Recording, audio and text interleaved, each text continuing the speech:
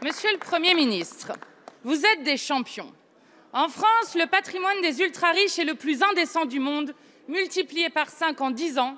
Si le SMIC avait suivi, il serait de 4 800 € par mois.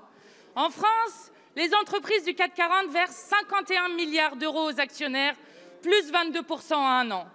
Le FMI et l'ONU plaident pour une hausse de l'impôt sur les riches et les profiteurs de crise. Le Royaume-Uni va augmenter ses impôts sur les sociétés. Les États-Unis veulent taxer les plus riches.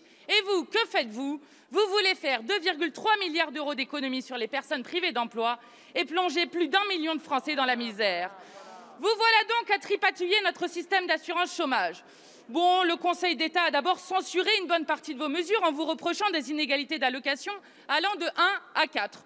Vous avez revu votre copie et les écarts iront désormais de 1 à 50. Bravo, des champions vous dis-je. Déjà 6 chômeurs sur 10 non indemnisés, des licenciements à gogo depuis le Covid-19, 1 million de chômeurs en plus, mais vous continuez à servir les riches et à voler les pauvres. Avec votre réforme, Thomas, qui a travaillé 10 mois en continu avec un salaire de 2 800 €, percevra 1 492 € de chômage. Laura, qui elle aussi a travaillé 10 mois avec le même salaire, mais alterné avec des périodes de chômage, recevra, elle, 31 € d'indemnité. Les 7 millions de chômeurs de notre pays devront non seulement deviner quelle rue traverser pour trouver un emploi, mais ils devront aussi penser à commencer leur chômage le 1er du mois. Attention, selon si vous êtes au chômage à partir du 1er, du 7 ou du 14 du mois, vos indemnités pourront drastiquement baisser. Jamais un gouvernement n'aura porté une attaque aussi grave sur le fondement même de l'assurance chômage. Monsieur le Premier ministre, on ne joue pas aux apprentis sorciers quand on ne sait pas compter sur ses 10 doigts.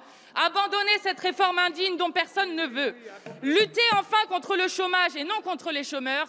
Et sachez une chose, le seul chômeur que l'on espère en 2022, c'est Emmanuel Macron. Merci, Madame la députée. La parole est à Monsieur Laurent Pietraszewski, secrétaire d'État auprès du ministre du Travail, de l'Emploi et de l'Insertion. Merci, Monsieur le Président, Mesdames, Messieurs les députés, Madame la députée Mathilde Panot. Alors l'aspect polémique de votre question ne m'a pas échappé et ces nombreuses caricatures non plus. Peut-être pouvons-nous regarder objectivement les faits, et cela sera plus simple et plus intelligible pour tout le monde. Regardons les faits. Le système d'assurance chômage tel qu'il existait précédemment incitait, encourageait les entreprises à recourir à de nombreux contrats courts. Rendez-vous compte, Madame la députée, plus de 250% d'augmentation de contrats de moins d'1 mois sur les 10 dernières années. C'est la réalité de la situation que fabriquait le système de protection chômage que nous avions jusqu'à maintenant. Des indemnités chômage qui étaient radicalement différentes si vous aviez travaillé 15 jours de suite ou si vous travailliez 1 jour sur 2. La réalité, c'est que le système était profondément inéquitable. Il fallait donc le réformer et nous l'avons réformé.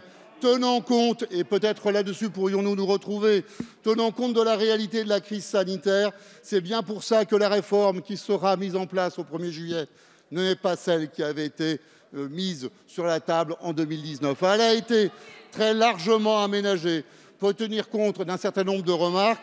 Quant à la situation, Madame la députée, que vous évoquez, pour ce qui est de l'activité partielle, vous faites référence sans doute à une conférence de presse tenue par un des syndicats récemment. Et dans cette conférence de presse, ce syndicat a tout simplement présenté des chiffres partiellement erronés puisqu'il a oublié d'expliquer que l'activité partielle permet de cumuler l'indemnité chômage et le revenu. Et bien donc on ne peut apprécier l'importance du montant de l'allocation chômage qu'au regard du montant du revenu qui est perçu. Donc en matière de comptabilité et de lecture de la réalité, je crois que nous n'avons pas beaucoup de leçons à recevoir, Madame la députée.